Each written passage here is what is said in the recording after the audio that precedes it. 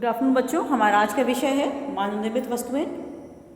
तो इस पाठ के अंतर्गत हम पढ़ेंगे कि जो मानव निर्मित वस्तुएं हैं उनके हमारे जीवन में क्या उपयोगिता है। विभिन्न प्रकार के संश्लेषित रेशों के बारे में पढ़ेंगे, प्लास्टिक के प्रकार, उनके गुण और उनके यूज़ यानी कि उपयोग के बारे में पढ़ेंगे, कांच के बारे में जानेंगे और साबुन के बारे में पढ़ेंगे। तो बच्चों, आपने कभी सोचा है आप जो ये यूनिफॉर्म पहनकर डेली स्कूल आती हैं ये कैसे बनती है?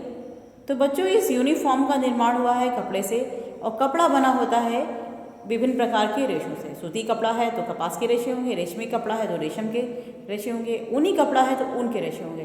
तो इन रेशों से कपड़ा बुना जाता है बड़ी बड़ी फैक्ट्रियों में। विभिन्न प्रकार के कारीगरों के द्वारा कपड़ा बुनकर आता है।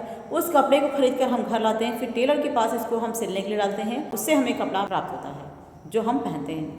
तो इस प्रकार ये सारे वस्त्र अलग अलग प्रकार के रेशे से बने हुए हैं। ये सब किसी न किसी फैक्ट्री में मनुष्य के द्वारा बने हुए हैं।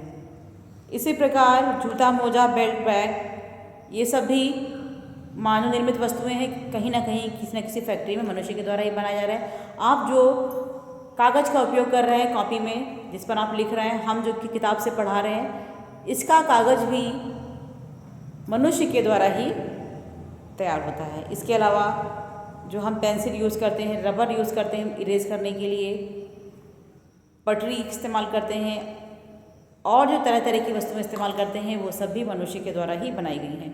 गांव और कस्बों में जो किसान रहते हैं उनको अपने कृषि कार्य करने के लिए विभिन्न प्रकार के औजारों की ज़रूरत पड़ती है।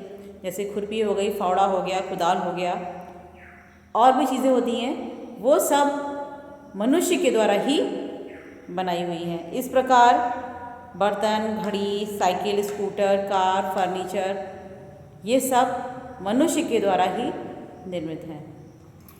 इससे हटकर हमारे चारों तरफ जो जीव जंतु दिखाई दे रहे हैं, पेड़ पौधे दिखाई दे रहे हैं, मनुष्य दिखाई दे रहे हैं, मिट्टी है, खनिज है, पर्वत है, जंगल है, ये सभी प्रकृति प्रदान है, यानी कि ये हमें प्रकृति ने दिए हुए हैं।